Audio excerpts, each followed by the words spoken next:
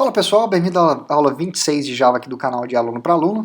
E nessa aula aqui nós vamos falar sobre duas palavras reservadas à linguagem Java, que é o termo break e o termo continue. Esses dois camaradas aqui a gente vai aprender qual que é a função deles.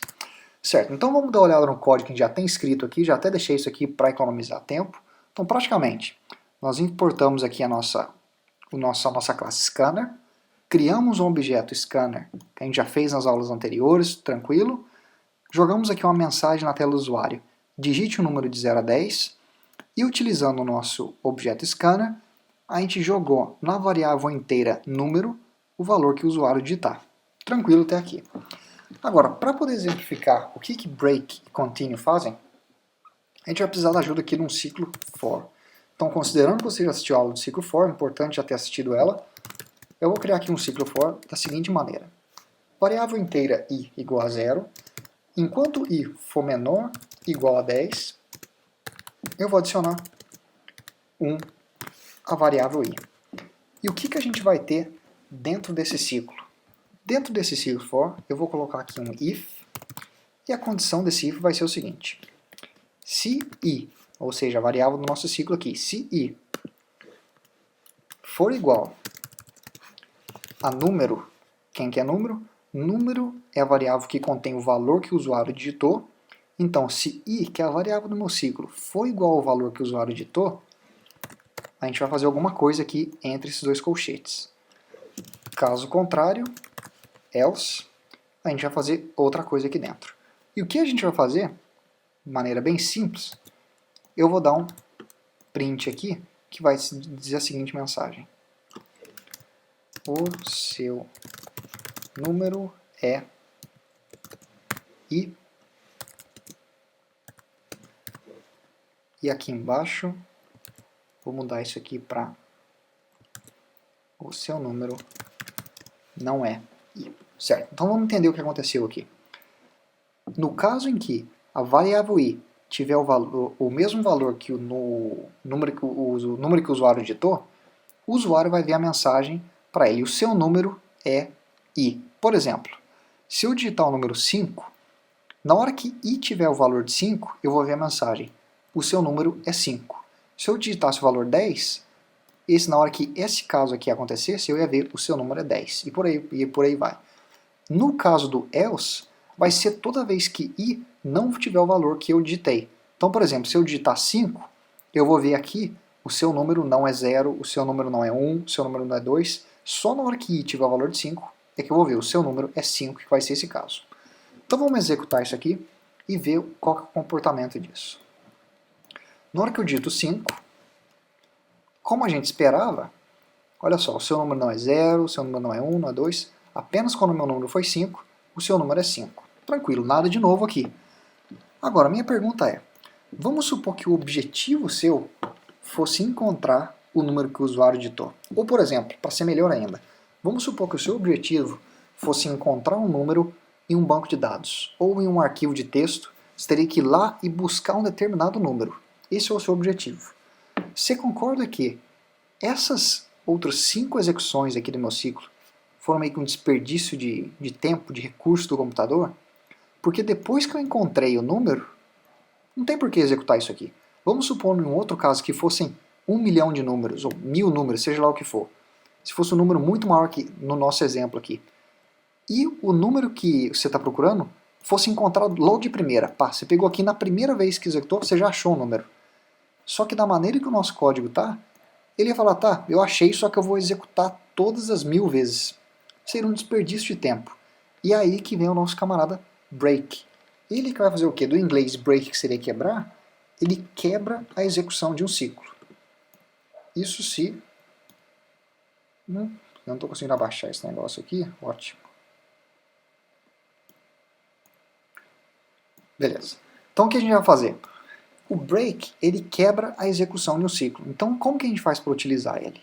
Nesse caso aqui, ó, no caso em que eu achar o número, ou seja, i corresponde ao valor que a gente estava procurando, logo após eu dar a mensagem, o seu número é papapá, logo abaixo eu vou escrever break. O que esse break vai fazer? Ele vai quebrar a execução desse ciclo aqui. Ó.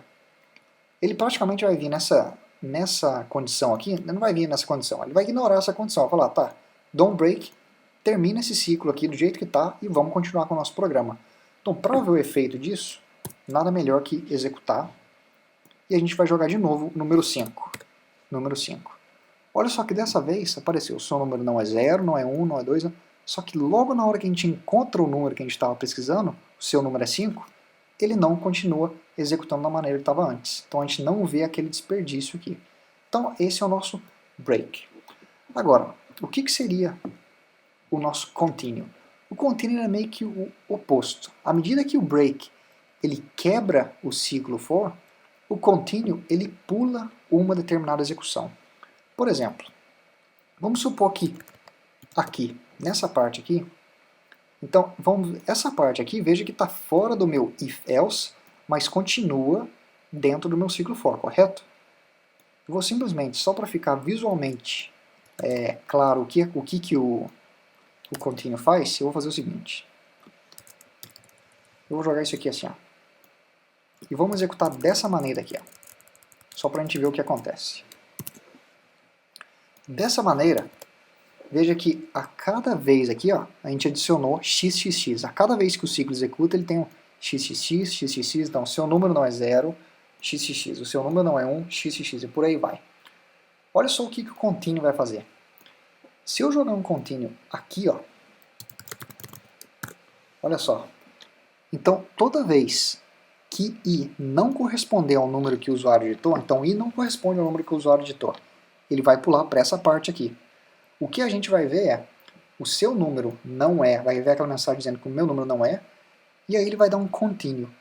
Esse continue aqui, ó, ele vai pular tudo que tiver aqui para baixo e vai iniciar o ciclo de novo.